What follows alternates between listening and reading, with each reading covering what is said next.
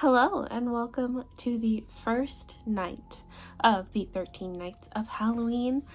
We are starting with horror and thriller books on my TBR.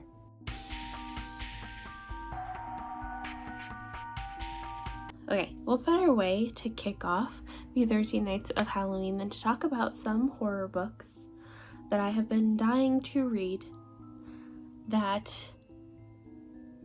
I'm excited to share with you. Some of them I own, some of them I don't. Some of them have caught my eye, some of them have been on my radar for a while, and some of them are brand new.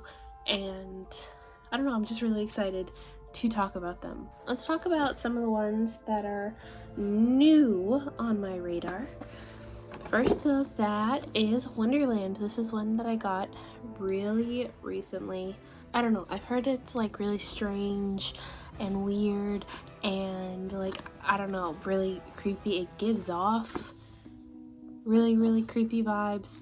I'm excited to read it. I obviously own it. This is probably more of like an impulse buy than I would like to admit, but I'm excited. We're gonna read it hopefully soon. And then we have We Used to Live Here. This is one that I've heard so many people talking about and really enjoying, and I can't wait to read it. It is about a queer couple who have recently moved into this house. One day, while our main character is home alone, she has to knock at the door. And it's this guy claiming that he used to live here and that he just wants to show his kids around his childhood home. But what happens when they refuse to leave after they are let in the house? I've heard really good things. I'm excited to read it. I'm excited to see how scary it gets. I love the cover on one hand, but then I hate the stupid permanent sticker on the side. This is one that was on my Goodreads TBR for a while, but it's new to my physical TBR. I am so beyond excited about this book because it is inspired by one of my favorite musicals of all time. I have yet to see it in an actual theater, but I have seen the movie millions of times, and that is Sweeney Todd. This is The Butcher's Daughter. It is the story of Mrs. Lovett from Sweeney Todd. This is a 5-star prediction, and that's probably one of the reasons that I have not picked it up yet. It's because it's with me. If I get really excited about a book and it ends up being disappointing, it ends up living on my shelf forever until I actually decide to finish it. I am so beyond excited for this book, and I am going to have to read it in October, so keep your eyes peeled for that. When the Wolf Comes Home, I've heard so many amazing things about this book from so many booktubers, and I am beyond excited to read it. I know it was a book club book, I think, for The Troop, which is Gabby's book club, either that or, no, I'm pretty sure it was that one. Yeah, I know it is inspired by, there has some fairy tale inspiration. I started it a very little bit, but didn't get very far into it at all. Still, I'm excited to read it. Hopefully soon. I would like to read a lot of these in the month of October, but if we don't get to them in October, we don't get to them. The month is only so long. And then we have the sequel to The Night Swim, which I read almost all in one sitting. If you don't know what The Night Swim is, it is about our main character who she does a podcast, and on her podcast she talks about true crime, and she ends up going to this town to do a report on this ongoing investigation. So she is sitting in the courthouse, and she is doing her weekly episodes live, not live in the courthouse, but as the trial is going on. She sits in the trial and then she reports back on what happened in the trial that week.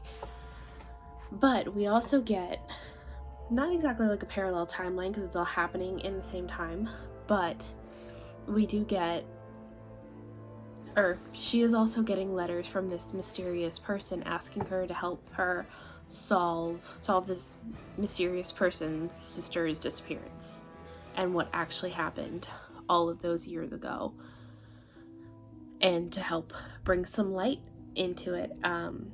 And she does. So we're following these two different cases and kind of two different timelines / stories that in some way are parallel to each other, and it's so interesting seeing all of those different parallels. And I read that book all in one sitting, so naturally I'm so excited to continue on with the series. So the next one is The Dark Corners, and I don't know if it's only a duology. I would love for there to be more books, just because of the way that it was written. Like, it was the first time in a long time that I had been sucked into a thriller like that, and enough to want to read it all in one sitting. Like, that does not happen very often.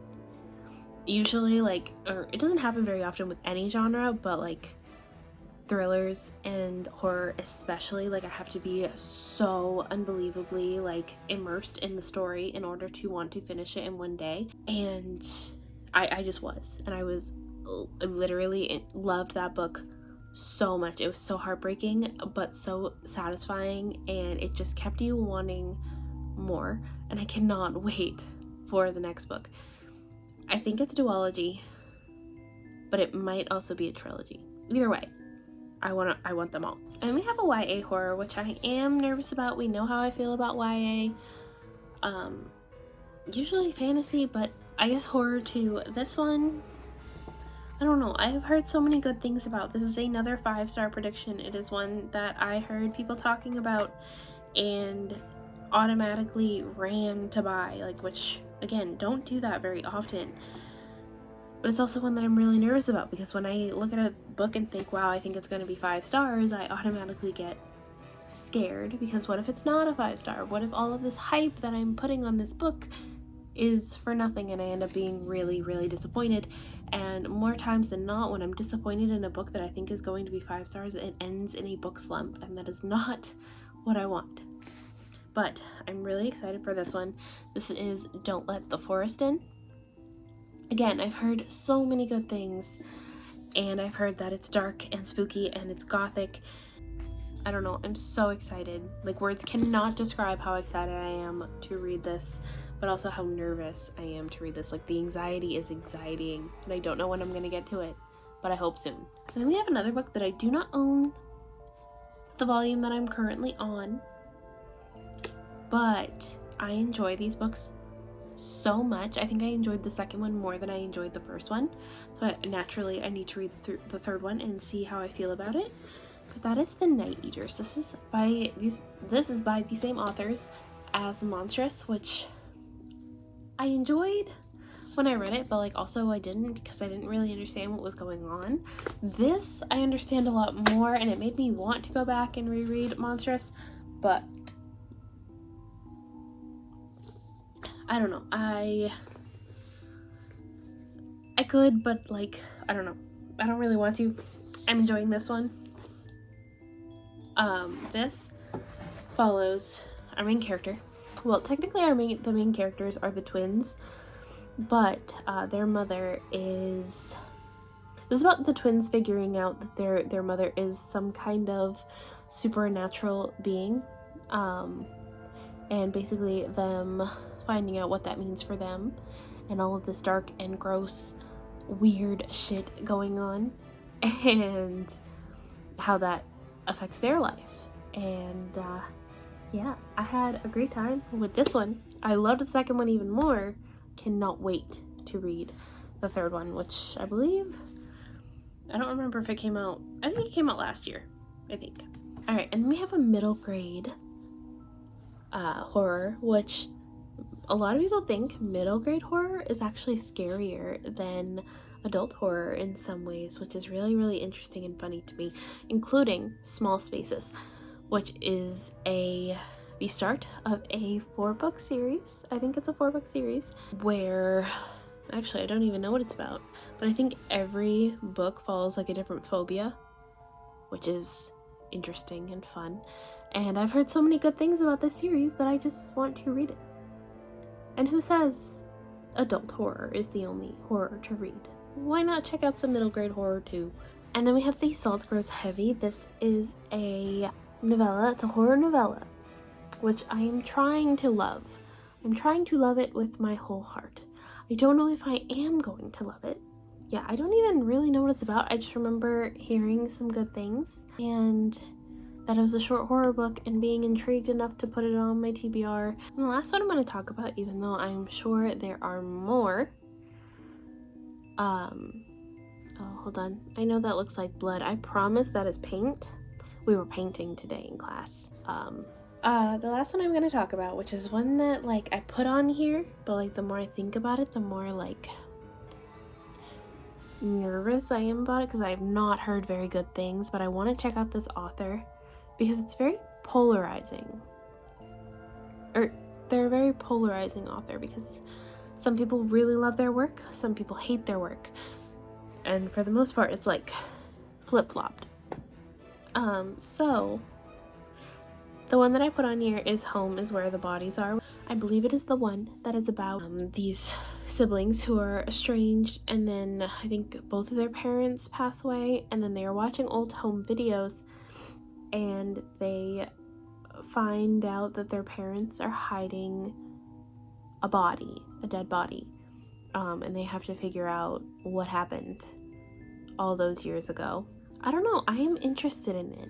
Like I said, I have not heard very good things about this author, and I already have a couple of horror authors that, like, I no longer feel the need to pick up.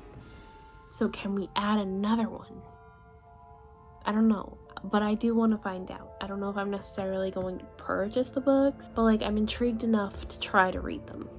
Okay, and those are some of the horror that are on my immediate radar, some of the books that I want to read as soon as humanly possible.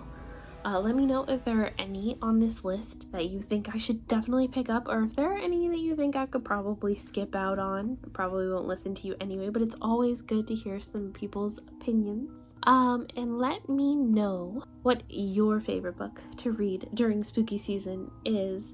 Leave all of those recommendations in the comments down below.